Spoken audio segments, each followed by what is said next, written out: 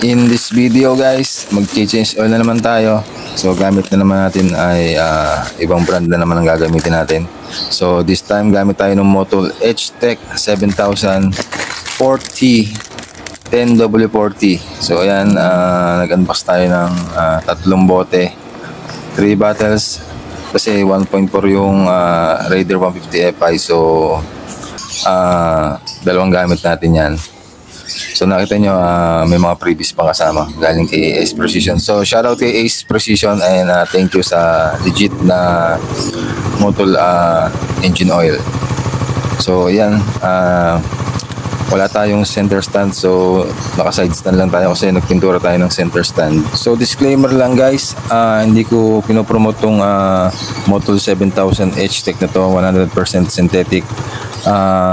Kasi wala to dun sa ating manuals. Yung APA niya ay advanced or hindi recommended ng ating manual.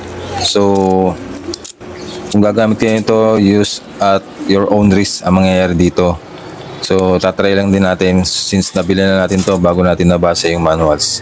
So basahin nyo na lang manuals and then kung search nyo itong Motul na to, i-compare nyo kung talagang tama din naman yung sinasabi ko. So yun, technically syempre maganda tong specification and itong mismong langis na to. Wala, no question dito sa Motul. And yun, so nakita nyo, pinainit ko muna yung makina and then mga 5 minutes nirest natin. So mahalagang mapalabnaw muna natin yung langis bago tayo mag change oil. So yan na yung langis ko. Gamit tayo dyan ng 17mm. Dito 10mm sa may oil filter part. So basic lang itong pag-change oil guys. Ito yung dapat nating unang malaman o matutunan. So every time mag-change oil, magpalit ng oil filter, syempre dapat genuine na Suzuki or parts ng Suzuki yung ipapalit natin. So yung O-ring, huwag yung kakalimutan. Pag natanggal yung O-ring, dapat ibalik. Yan yung O-ring din itong mismong cover. Kailangan secure yan, andyan yan. Simpleng bagay lang ito, maliit na bagay, pero pag nakalimutan nyo, malaking disgrasya mangyayari. Catastrophic talaga pag nakalimutan nyo yung mga O-ring na yan. So yan, kabit na natin yung bagong fresh na oil filter from Suzuki yan. I think mga 95 pesos lang yan. So wag na kayong magpapaloko diyan. Kailangan legit yung ikabit yung oil filter. Napakahalaga niyan. So tamang lang, ayan, tamang tightening lang ng bolts. Bali 10mm ang gamit natin diyan. So ito na yung Motul H-Tech 7000 100% synthetic. So legit yan guys, may mga paraan para ma-check yan. Medyo mahirap nga lang pagdating doon sa 2D code. Kailangan nyo ng iPhone or ibang phone na compatible doon sa pag-check ng kanyang 2D code. So this is a MA2 classification, API SN, SPN, SM. So tatanungin nyo ako kung ano ba yung mga yan. Yan yung classifications ng American Petroleum Institute. And yung MA2 is for Japanese certification. So ini yung mga latest na certification nitong langis na to.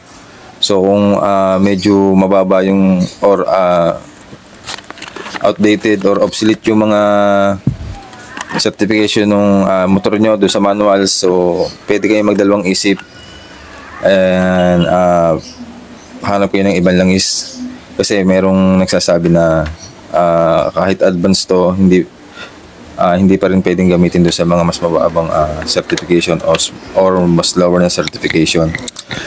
And meron naman din nagsasabi na yung mga bago ngayon pwedeng gamitin doon sa backwards na certification.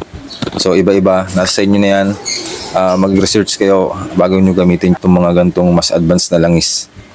Pero mostly tingin ko dito sa langis ito for big bikes, swak na swak to. So try lang din natin 2,000 km. Sabi ito, smooth gear operation, low oil consumption and high protection. So try natin yan. 2,000 kilometer.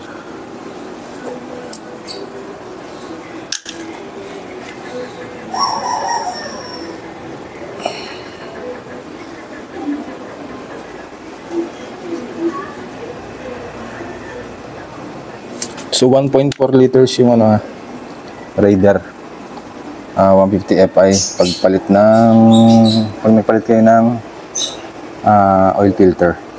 So dadagdag pa tayo ng 400 ml.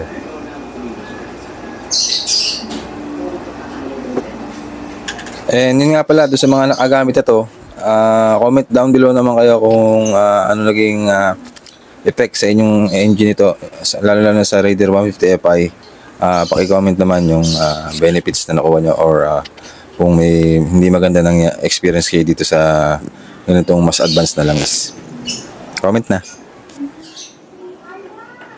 So yun guys, ganun lang mag change oil ng Raider 1.4